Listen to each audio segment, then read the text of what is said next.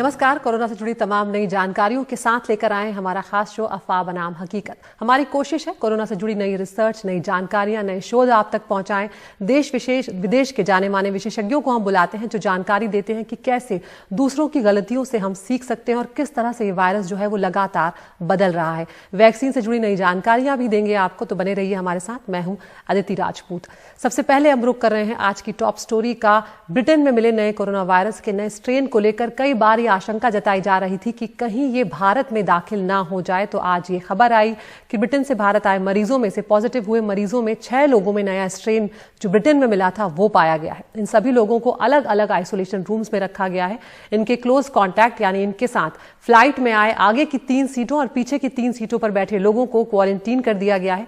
कल ही हमने अपने शो में बात की थी कि नेशनल टास्क फोर्स की बैठक में तय हुआ है कि जीनोम सीक्वेंसिंग की जा रही है, उसी में ये जो स्ट्रेन है ये पाया गया है। कुल 33,000 यात्री ब्रिटेन से अलग अलग एयरपोर्ट्स पर 25 नवंबर से 23 दिसंबर के बीच पहुंचे हुए हैं और सभी की जांच की गई है। अब तक 114 लोग संक्रमित पाए गए हैं, जिसमें से 6 ये लोग हैं जिनमें नया स्ट्रेन जो है वो सामने आया है।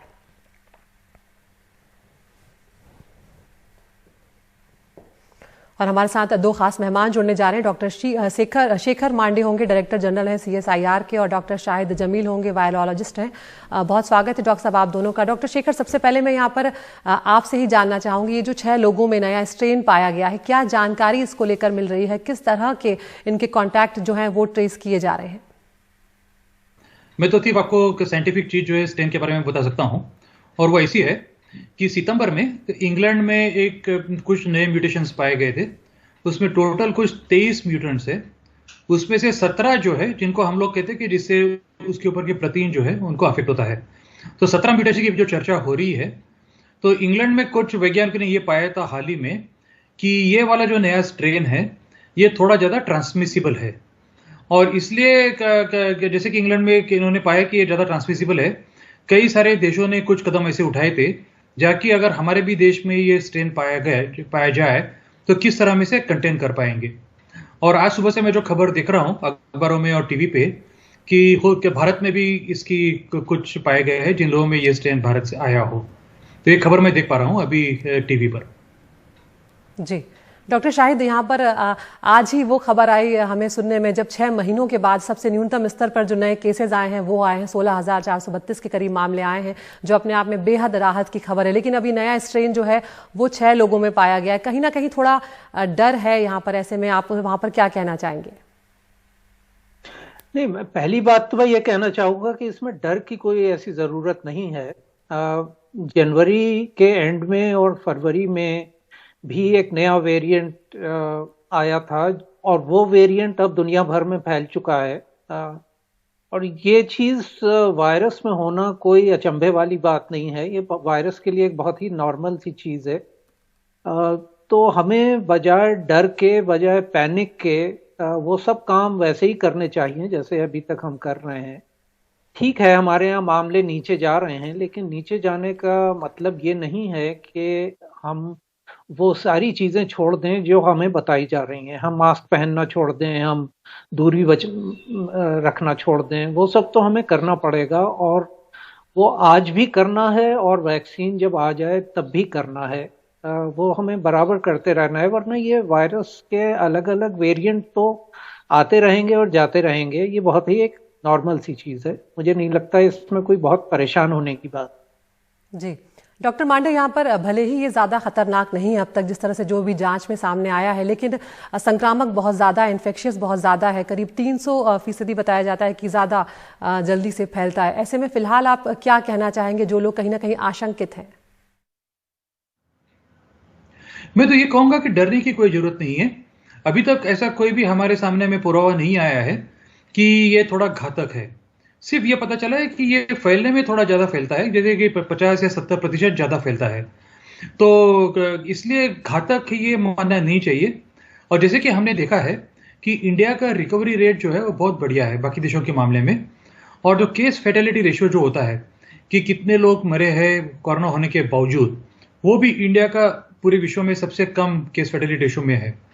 तो इसलिए लोगों को डरने की जरूरत नहीं है नया स्ट्रेन भी आने के बावजूद।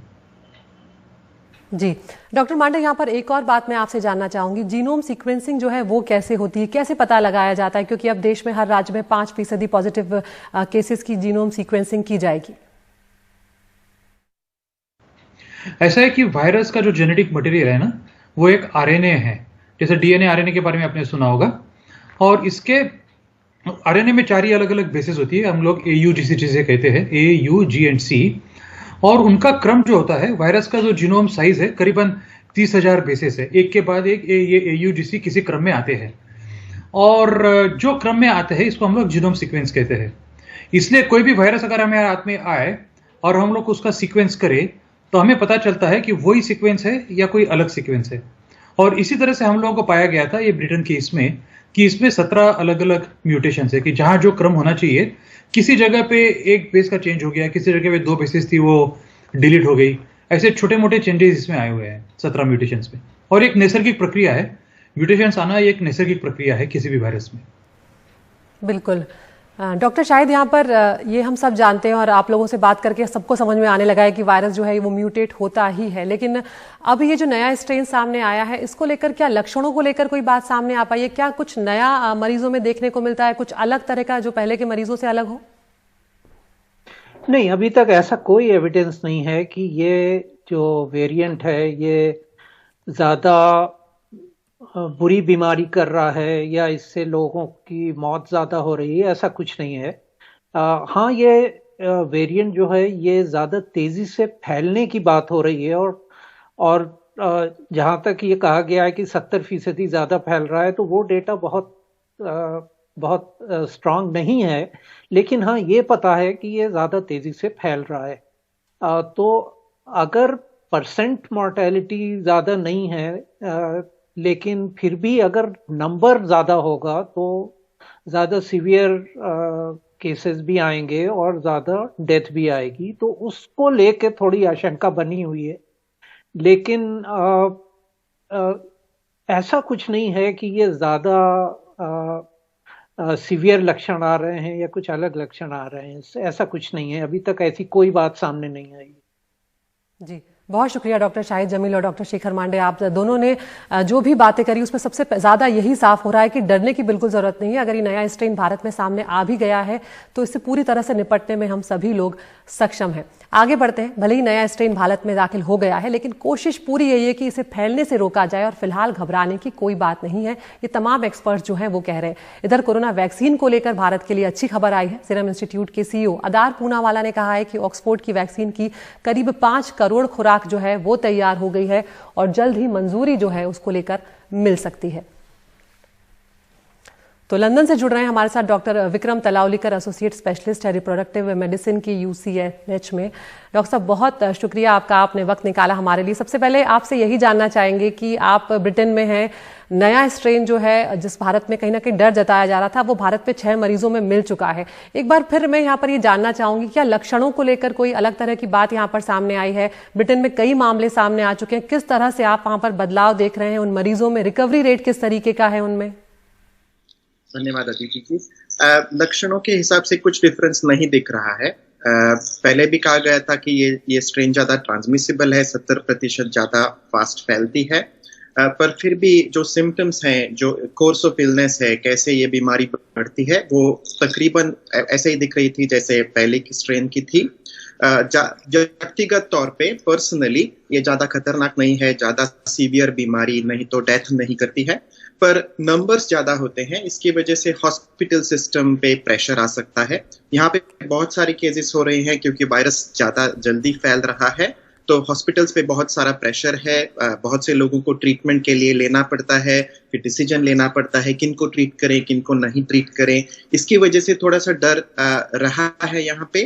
पर एज फार एज व्यक्तिगत तौर पे हर एक आदमी को वही रिस्क है जो पिछली स्ट्रेन का था, और ज्यादा से ज्यादा लोग इससे इन्फेक्शन होके भी अच्छी तरीके से उसको फाइट कर सकेंगे। थोड़े वल्नरेबल लोग जो इम्यून सप्रेस्ड हैं, जो एल्डरली हैं, उनको थोड़ा सा रिस्क रहेगा। जी, तो यानी कि जो पहले से जिनकी इम्यूनिटी में जिस तरह की दिक्कतें हैं किसी तरह की या कोई पुरानी बीमारी से वो ग्रसित हैं, उन्हीं लोगों को दिक्कत आएगी। जो पहले के जो वायरस के स्ट्रेन थे उनमें भी देखा गया था जो दिक्कतें वो लोगों में दे रहे थे। ठीक है डॉक्टर साहब, यहाँ पर वैक्सीनेशन को लेकर भी जानना चाहेंगे आपसे, क्योंकि एस्ट्राजेनेका की जो कोविशील्ड है उसको लेकर काफी इंतजार हो रहा है। ब्रिटेन में क्या कुछ प्रोसेस चल रही है, कितना वक्त और लग सकता है मंजूरी मिलने में, क्योंकि आधार पूनावाला जो कि CEO उन्होंने कहा है कि 5 करोड़ खुराक जो है वो तैयार हो चुकी है। तो न्यूज़ अच्छी है। ऐसा लगता है कि अप्रूवल आज नहीं तो इस हफ्ते के अंदर आ जाएगा। जो फाइनल डेटा था, जो एनालिसिस था, वो ऑक्सफोर्ड एस्ट्राजेनेका टीम ने ऑलरेडी पिछले हफ्ते में सबमिट किया है। ऐसा लगता है कि MHRA सब पेपर्स को जांच कर रही है, सब डेटा, ग्राफ्स, एनालिसिस, उनको बहुत रिस्पॉन्सिबिलिटी होती है कि ये अच्छी तरह से देखें और इसकी सेफ्टी के हिसाब से इसको अप्रूवल दें। ऐसा कहा जा रहा है कि अप्रूवल शायद आज नहीं तो कल आ जाएगा। जैसे ही यूके में ये अप्रूव होता है, क्योंकि यहाँ पे सबसे बड़ी लार्ज स्टडीज हुई थी, मुझे लगता है इंडियन अथॉरिटीज क्विकली इसको इंडिपेंडेंटली जांच करेंगे और एक हफ्ते के अंदर अंदर वहां पे भी अप्रूव हो जाएगा। तो जनवरी एंड फरवरी तक सबको वैक्सीनेशन स्टार्ट होना चाहिए। सो ये अच्छी खबर है। जो बिल्कुल ये वाकई में बहुत अच्छी खबर है, क्योंकि अब भारत में भी इंतजार हो रहा है, कई सारे देशों में हो चुका है। एक बहुत ही संक्षेप में आपसे जानना चाहूंगी, कोई ऐसी गलती या चीज जो आप जाहिर करना चाहें जो ब्रिटेन से सीख लेनी चाहिए भारत को? ऐसा नहीं, हर एक एरिया का ज्योग्राफिकल कल्चरल वेरिएशन होता है। यहाँ पे थोड़ी सी जीनोमिक सीक्वेंसिंग ज्यादा थी, इसलिए ये स्ट्रेन पाई गई। बाकी देशों ने अभी जीनोमिक सीक्वेंसिंग शुरू की है। एक ही चीज करनी है, सब लोगों को अपने मास्क, सैनिटेशन, सोशल डिस्टेंसिंग, और गवर्नमेंट को प्रिपेयर रहना पड़ेगा क्योंकि नंबर्स बढ़ सकते हैं विंटर में। इसीलिए हॉस्पिटल्स को प्रिपेयर रखना है, और जो भी कोई बाहर से आता है उसको टेस्ट करके, ट्रेस करके, आइसोलेट करके वहीं पे बीमारी रोकनी है। इस पे ज्यादा ध्यान रखना चाहिए, पर ऑल अथॉरिटीज अच्छा काम कर रहे हैं अभी तक तो। जी, बहुत शुक्रिया डॉक्टर विक्रम, आप हमसे जुड़े। और अभी भी यही बात सामने निकल कर आ रही है कि जो हम तमाम सावधानियां अब तक बरत रहे हैं, अगर वही बरतते रहे तो वैक्सीन आने तक हम अपने आप को बचा सकते हैं। और वैक्सीन आ जाएगा उसके बाद भी सावधानियां लेकिन कुछ वक्त तक बरतनी पड़ेंगी। एक ब्रेक के लिए यहाँ पर रुक रहे हैं, ब्रेक के बाद बताएंगे आपको कहाँ पर कम पड़ रहे हैं वैक्सीन ट्रायल के लिए वॉलंटियर्स।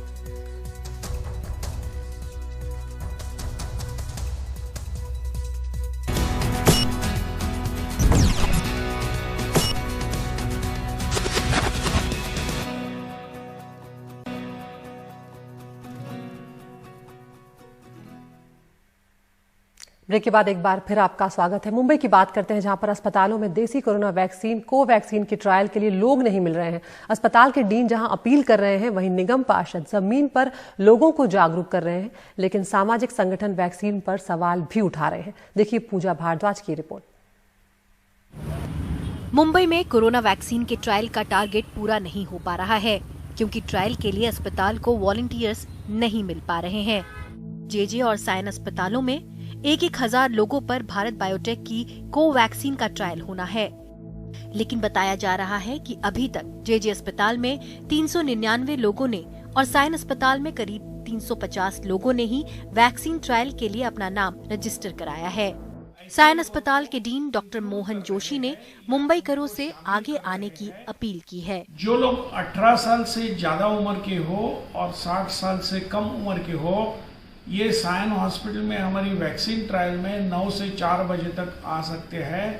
उनको वैक्सीन दिया जाएगा और दूसरा डोज जो रहेगा वो 28 दिन के बाद में दिया जाएगा। और ये 28 दिन पूरे उनको वेरी केयरफुली मॉनिटर किया जाएगा। मेरी ये सब लोगों को विनती है कि आप साइन हॉस्पिटल की ट्रायल में स्वयं स्फूर्ति से पार्टिसिपेट करने के लिए आ जाइए। आपको वैक्सीन जल्दी मिलेगा before the actual vaccination programme starts.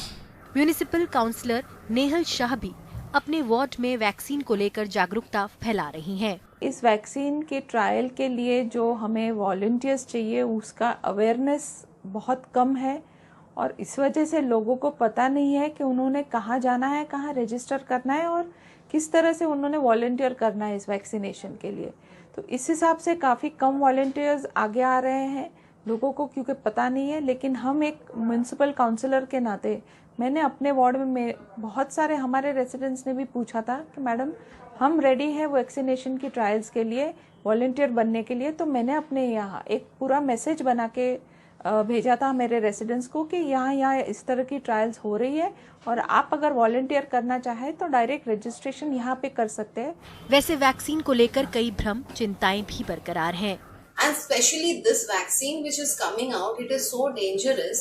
It is a mRNA vaccine which has the capacity to change the DNA in a human body. Why would we need a vaccine first of all for a simple flu-like illness, like this corona illness which is going on? We really do not need to suppress it with any kind of drugs or vaccines. So definitely I am a big no for any kind of vaccines. And this vaccine is a big no. We'll never give it. We'll never take it. Never give it to any of my family members too. सरकार BMC लगातार लोगों में vaccine को लेकर भ्रांतियां कम करने की कोशिश में है। इसके लिए मुंबई के कई अस्पतालों में अलग से कॉल सेंटर की व्यवस्था भी हुई है। मुंबई से पूजा भारद्वाज, एनडीटीवी इंडिया। तो नया साल नजदीक आ रहा है और कई लोग जश्न मनाने की तैयारियां कर रहे हैं, कई लोग छुट्टियां मना रहे हैं, लेकिन कोरोना ने कहीं ना कहीं नए साल के जश्न को फीका कर दिया है। किस तरह की पाबंदियां हैं अलग अलग राज्यों में, वो आपको हम बताते चलते हैं। दिल्ली में पुलिस की इजाजत के साथ साथ छोटे मोटे जश्न नहीं हो पाएंगे। नोएडा की बात करें तो कोरोना प्रोटोकॉल के साथ नए साल का स्वागत किया जा सकता है। मुंबई में हर जगह पार्टियों पर रोक है। महाराष्ट्र में पूरे जगहों पर 5 जनवरी तक नाइट कर्फ्यू लगा दिया गया है। पंजाब की बात करें तो 1 जनवरी तक रात 10 से सुबह 5 बजे तक कर्फ्यू है। हिमाचल प्रदेश में 5 जनवरी तक नाइट कर्फ्यू है। कर्नाटक में 2 जनवरी तक भीड़ जमा होने पर रोक लगा दी गई है। ओडिशा में 31 दिसंबर की रात को जश्न नहीं है। उत्तराखंड में सार्वजनिक जगहों पर पार्टियों पर पाबंदी लगाई गई है। राजस्थान में नए साल पर पार्टी आतिशबाजी नहीं होगी। 1 लाख से ज्यादा आबादी वाले शहरों में नाइट कर्फ्यू और शाम 7 बजे के बाद बाजार भी बंद है। लेकिन सावधानियां जरूर आप बरतते रहें। आज के लिए इतना ही। नमस्कार।